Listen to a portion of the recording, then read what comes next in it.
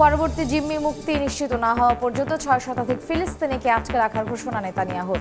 যুদ্ধবিরতির স্পষ্ট লঙ্ঘন অভিযোগ হামাসের। ফেডারেল কর্মকর্তাদের ইমেইল পাঠিয়ে কাজের হিসাব চাইল মার্কিন প্রশাসন। নির্ধারিত সময়ে জবাব না মিললে গণ্য হবে স্বেচ্ছা পদত্যাগ হিসেবে ইলন মাস্কের ঘোষণা। এবং জার্মানিতে পার্লামেন্ট নির্বাচনের ভোট গ্রহণ চলছে। জরিপে এগিয়ে বিরোধী দল খ্রিস্টান ডেমোক্রেটিক ইউনিয়ন। ক্ষমতাসীন জোটের ভরাডুবির আভাস।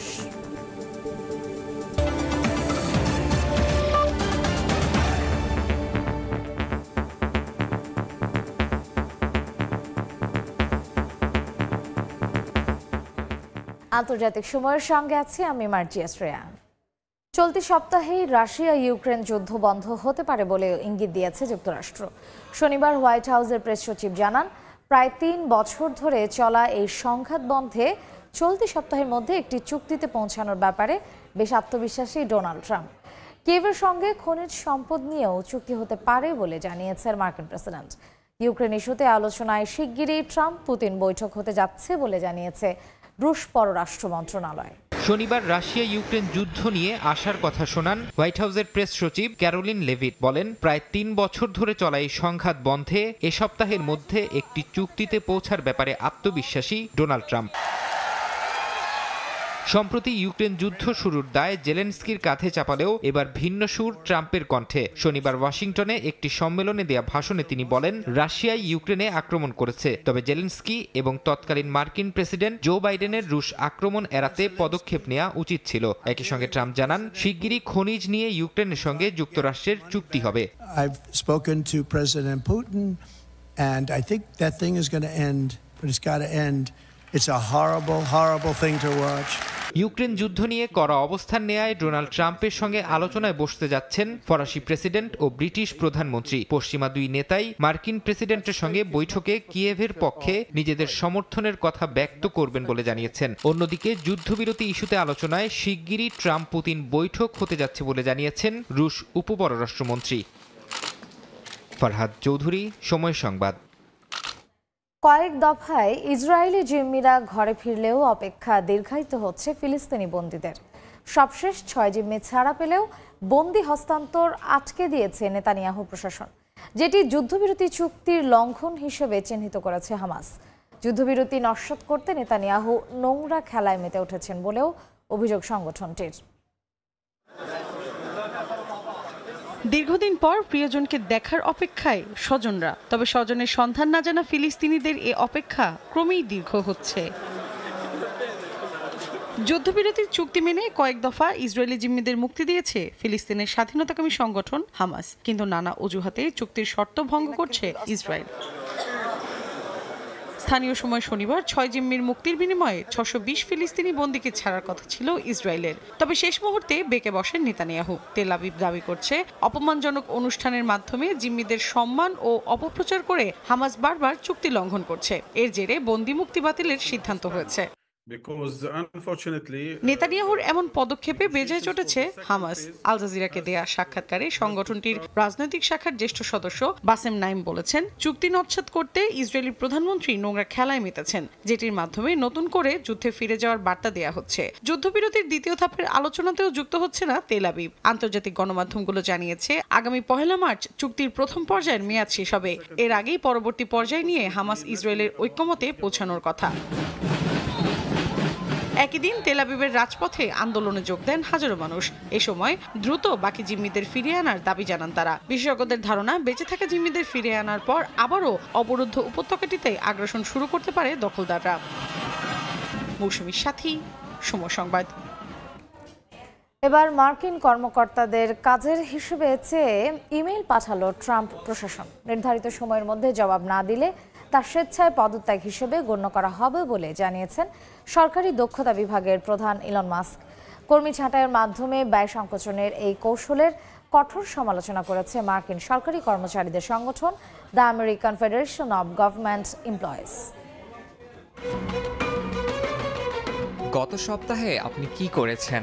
এই শিরোনামে যুক্তরাষ্ট্রের কেন্দ্রীয় কর্মকর্তাদের কাছে কাজের হিসেব চেয়ে ট্রাম্প প্রশাসনের পক্ষ থেকে মেইল পাঠানো হয়। স্থানীয় সময় শনিবার বিকেলে পাঠানো এই ইমেইলে কর্মীদের গত সপ্তাহের কাজ 5টি পয়েন্টে উল্লেখ করতে বলা হয়।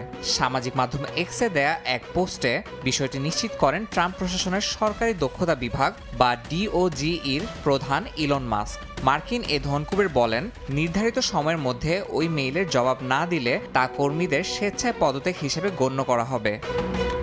দেয়ার কয়েক ঘন্টা আগে ট্রাম্প তার নিজের সামাজিক মাধ্যম ট্রুথ সোশ্যালে এই বিষয়ে একটি পোস্ট করেন। মার্কিন প্রেসিডেন্ট বলেন, 23 লাখের শক্তিশালী সরকারি কর্মী বাহিনীর সংখ্যা কমানোর প্রচেষ্টায় DOGEর আরও আক্রমণাত্মক হওয়া উচিত। যদিও এরই মধ্যে কর দপ্তর, প্রতিরক্ষা মন্ত্রণালয় এবং ফেডারেল এভিয়েশন বিভাগের কয়েক হাজার কর্মীকে ছাঁটাই করা হয়েছে। সরকারি কর্মী ছাঁটাই করে ব্যয় কমানোর এই কৌশল নিয়ে শুরু হয়েছে তীব্র সমালোচনা। একে অমানবিক ও অসম্মানজনক বলে অভিহিত করেছে মার্কিন সরকারি কর্মকর্তা কর্মচারীদের সংগঠন the American federation of government employees. এর আগেও ইলন মাস্ক তার মালিকানাধীন বিভিন্ন প্রতিষ্ঠানে কর্মীদের কঠোর শর্তে কাজ চালিয়ে যাওয়ার নির্দেশ দেন। তা না হলে পদত্যাগ করার বিকল্প দিয়েছিলেন তিনি। এবার ট্রাম্প প্রশাসনের দায়িত্ব পেয়েও সেই একই নীতি অবলম্বন করছেন মার্কিন এই ধনকুবের। ইয়াসিন মোহাম্মদ জিসান, সময় সংবাদ। কানাডাকে 51তম রাজ্য বানানোর ইঙ্গিত দিয়ে ফের বিতর্ক উস্কে দিয়েছেন মার্কিন প্রেসিডেন্ট ডোনাল্ড ট্রাম্প। মজার ছলে ট্রাম্প বলেন, যুক্তরাষ্ট্রের অঙ্গরাজ্য হলেও নিজেদের জাতীয় সঙ্গীত রাখতে পারবে কানাডা। এদিকে 4 নেশনস ফেস অফ হকি টুর্নামেন্টে যুক্তরাষ্ট্রকে হারিয়ে শিরোপা জেতার পর ট্রুডো জানান, তার দেশ বা দেশের খেলা কোনোটাই ওয়াশিংটনের কর্তৃত্বে যাবে না। মার্কিন প্রেসিডেন্ট হিসেবে শপথ গ্রহণের পর থেকে কানাডাকে যুক্তরাষ্ট্রের 51তম অঙ্গরাজ্য হওয়ার প্রস্তাব দিয়ে আসছেন মার্কিন প্রেসিডেন্ট ডোনাল্ড ট্রাম্প। শুরুতে ট্রাম্পের এই বক্তব্যকে অনেকে রসিকতা হিসেবে হালকাভাবে নিলেও যত দিন গড়াচ্ছে এই বক্তব্যকে ঘিরে জটিলতা তত বাড়ছে। কানাডাকে যুক্তরাষ্ট্রের 51তম রাজ্য বানানোর প্রসঙ্গে আবারও মন্তব্য করেছেন ট্রাম্প। ওয়াশিংটনে রিপাবলিকান গভর্নরদের এক সভায় তিনি বলেন, কানাডা যদি যুক্তরাষ্ট্রের অংশ হয় তবে দেশটি তার জাতীয় সঙ্গীত ও কানাডা রাখতে পারবে। ট্রাম্পের দাবি, কানাডা অর্থনৈতিকভাবে যুক্তরাষ্ট্রের উপর নির্ভরশীল এবং দেশটির জন্য মার্কিন সামরিক সুরক্ষা অত্যন্ত গুরুত্বপূর্ণ। ট্রাম্প বলেন, অটোয়ার টিকে থাকার জন্য ওয়াশিংটনের সাহায্য প্রয়োজন, আর এমন অবস্থায় যুক্তরাষ্ট্রের অঙ্গরাজ্য হয়ে যাওয়া কানাডার জন্য সুফল বয়ে আনবে বলে মন্তব্য করেন ট্রাম্প। কানাডার সঙ্গে চলমান শুল্ক নিয়েও কটাক্ষ করেন তিনি। ট্রাম্পের সঙ্গে সুর মেলালেন মার্কিন পররাষ্ট্রমন্ত্রী মার্কো রুবিও। কানাডার প্রধানমন্ত্রী জাস্টিন ট্রুডোর সঙ্গে আলোচনার প্রসঙ্গ টেনে তিনি বলেন, ট্রুডো নিজেই স্বীকার করেছেন যে নতুন শুল্ক আরোপ হলে কানাডার অস্তিত্ব সংকটে পড়বে। এই কারণে ট্রাম্প কানাডাকে যুক্তরাষ্ট্রে অন্তর্ভুক্তির প্রস্তাব দিয়েছেন বলে দাবি করেন রুবিও। ট্রাম্প ট্রুডো বিতর্কের উত্তেজনা ছড়িয়েছে ক্রীড়াঙ্গনেও। 4 নেশনস ফেস অফ হকি টুর্নামেন্টে ফাইনালে যুক্তরাষ্ট্রকে হারিয়ে শিরোপা জিতেছে কানাডা। ম্যাচের পর সামাজিক যোগাযোগ মাধ্যমে ট্রুডো লিখেছেন, যুক্তরাষ্ট্র না তাদের দেশ না তাদের খেলার কর্তৃত্ব পাবে। এদিকে বার্তা সংস্থা এপি জানিয়েছে, ট্রাম্পের কড়া অবস্থানের কারণে কানাডার অনেক নাগরিক যুক্তরাষ্ট্র ভ্রমণ বাতিল করছেন। এতে করে কানাডা থেকে যুক্তরাষ্ট্রগামী বিমানের টিকিটের চাহিদা 25% কমেছে। মার্কিন পর্যটন সংস্থা সতর্ক করে জানিয়েছে, কানাডার পর্যটক কমে যাওয়ার কারণে $200 কোটি রাজস্ব ক্ষতির আশঙ্কা রয়েছে। মাল্লিহা সুরওয়ার্দী, সময় সংবাদ। জার্মানিতে চলছে পার্লামেন্ট নির্বাচনের ভোট গ্রহণ। রোববার স্থানীয় সময় সকাল 8টা থেকে শুরু হওয়া ভোট চলবে সন্ধ্যা 6টা পর্যন্ত। প্রায় 5,90,00,000 ভোটার আগামী 4 বছরের জন্য তাদের প্রতিনিধি নির্বাচন করবেন। এই নির্বাচন দেশটির ভবিষ্যৎ ইউরোপীয় রাজনীতিতে ব্যাপক প্রভাব ফেলতে পারে। সবশেষ জরিপ থেকে পাওয়া তথ্য বলছে, এবার জনপ্রিয়তায় এগিয়ে প্রধান বিরোধী দল খ্রিস্টান ডেমোক্রেটিক ইউনিয়ন। দলটির নেতা ফ্রেডরিক মেটস দেশটির আগামী চ্যান্সেলর হওয়ার দৌড়ে এগিয়ে আছেন। তবে ভোটের মাঠে ক্ষমতাসীন জোট সরকারের অবস্থা বেশ নড়বড়ে।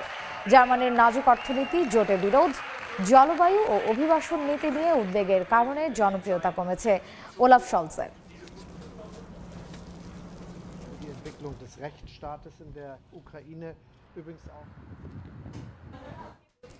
জার্মানির পার্লামেন্ট নির্বাচনের সবশেষ খবর জানাতে এই মুহূর্তে বার্লিনে আছেন সহকর্মী বিটু বড়ুয়া। সরাসরি যাচ্ছি তার কাছে। একদম, আজ জয়বাড়িতে আসলে জাতীয় সংসদের যে নির্বাচন সেটি দারুণভাবে অর্থাৎ আনুষ্ঠানিকভাবে এবং আগ্রহ সহকারে অনুষ্ঠিত হচ্ছে।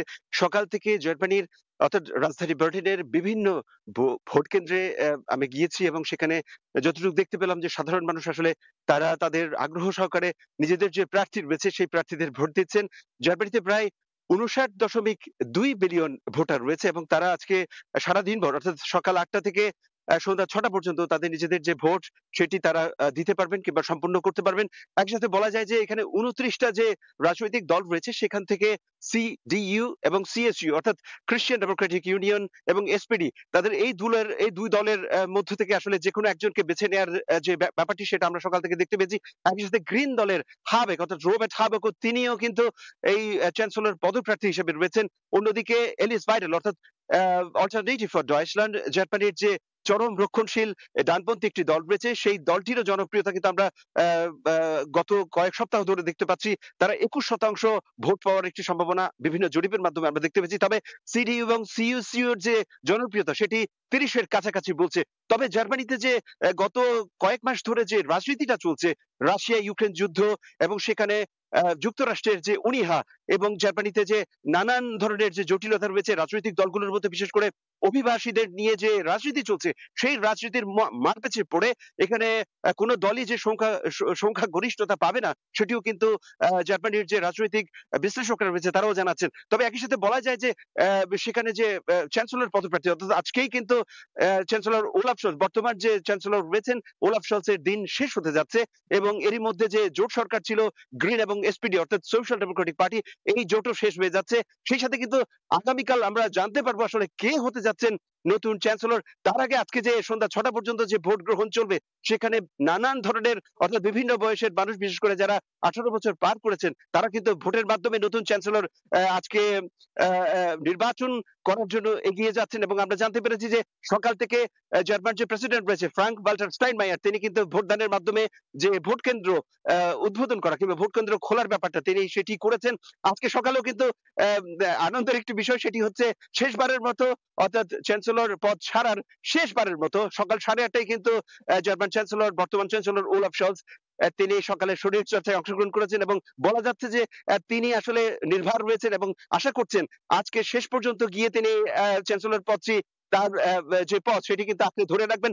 তবে নতুন করে চ্যান্সেলর পদপ্রার্থী অর্থাৎ সিডিইউ এবং সিএসইউ এর যে ফ্রিডরিশ ম্যাচ তিনি কিন্তু এগিয়ে রয়েছেন অনেকখানি, বিশেষ করে ৩২% তার চ্যান্সেলর হওয়ার বিষয়টি কিন্তু আমরা নানাভাবে বিভিন্ন পত্রপত্রিকা এবং গণমাধ্যমের পোলিশ ব্যারোমিটার থেকে জানতে পারছি। তো আজকে যে আনুষ্ঠানিকভাবে ভোট কেন্দ্র গুলো খোলা হয়েছে এবং সেখানে যে সাধারণ মানুষ ভোট দিচ্ছেন তার ছিল জার্মানি থেকে সর্বশেষ। জার্মানির পার্লামেন্ট নির্বাচনের সবশেষ খবর জানতে সরাসরি ছিলাম বার্লিনে। ফ্রান্সের মুলহাউস শহরের একটি বাজারে ছুরিকাঘাতে একজন নিহত ও কয়েকজন আহত হয়েছেন। স্থানীয় সময় শনিবার এক ব্যক্তি কভার্ড ক্যানেল মার্কেটে পথচারীদের ওপর ছুরি নিয়ে হামলা চালায়। হামলাকারীকে আটকানোর সময় কয়েকজন পুলিশ সদস্য আহত হয়েছেন। ফ্রান্সের প্রেসিডেন্ট ইমানুয়েল ম্যাক্রো ঘটনাটিকে সন্ত্রাসী হামলা হিসেবে বর্ণনা করে নিহতের পরিবারের প্রতি শোক প্রকাশ করেছেন। তদন্ত চালাচ্ছে দেশটির জাতীয় সন্ত্রাস বিরোধী বিভাগ।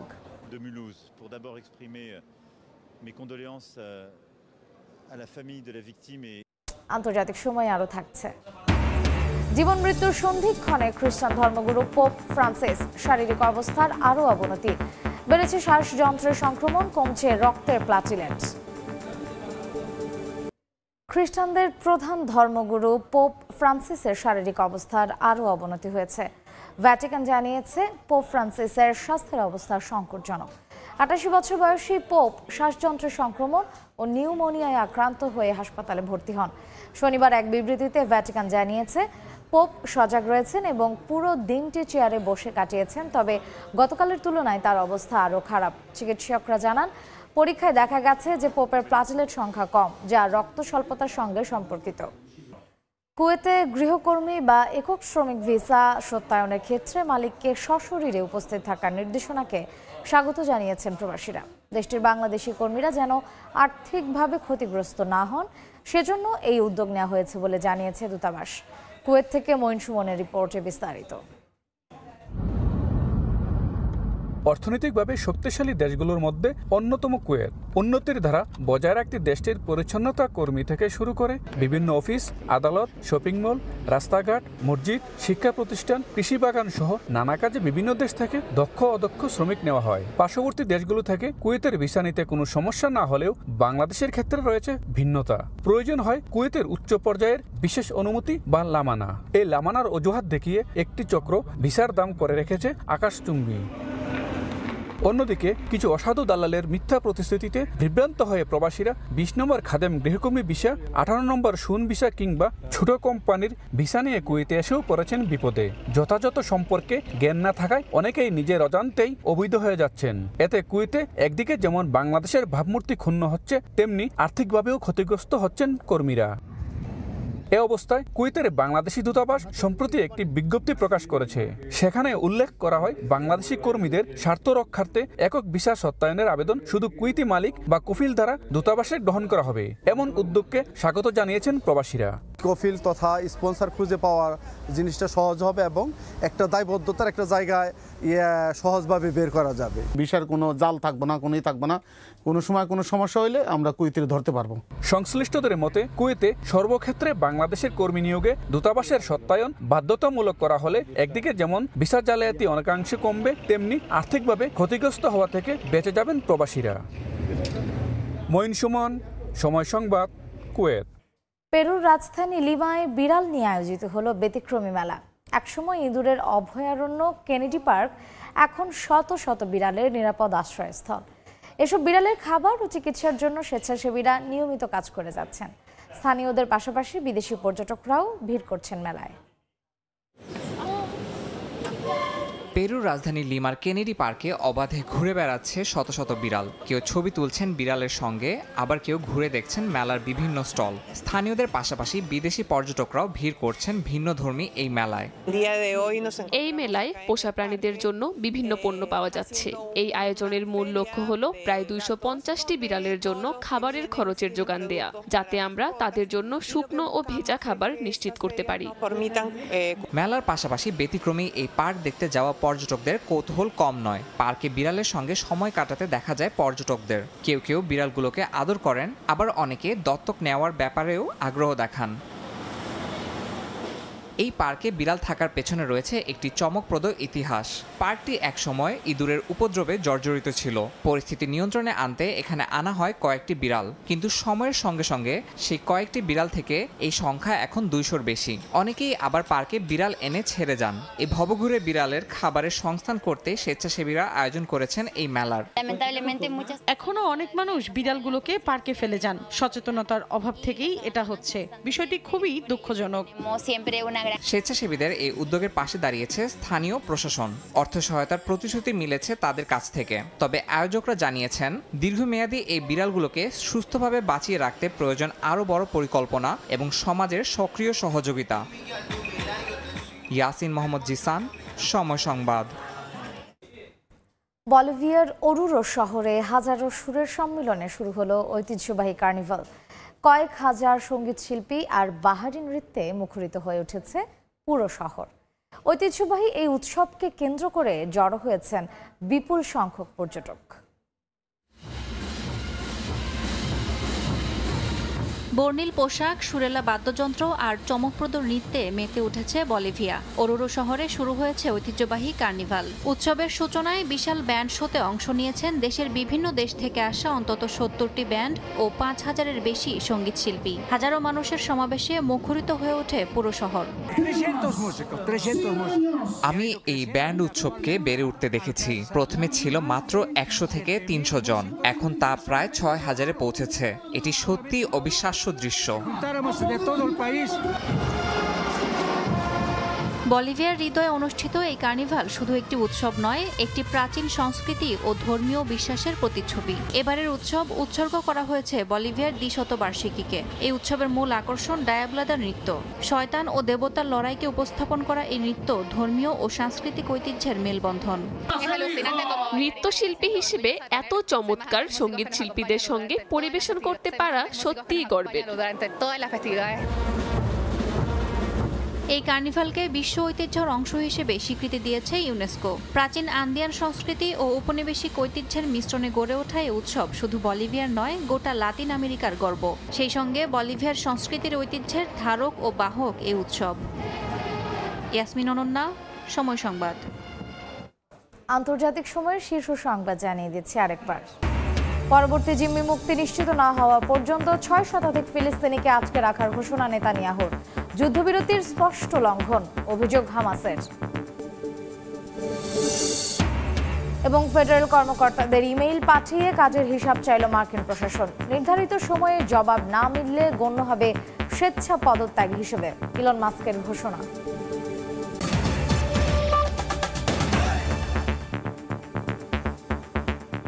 এই ছিল আন্তর্জাতিক সময়। সঙ্গেই থাকুন সময়ের।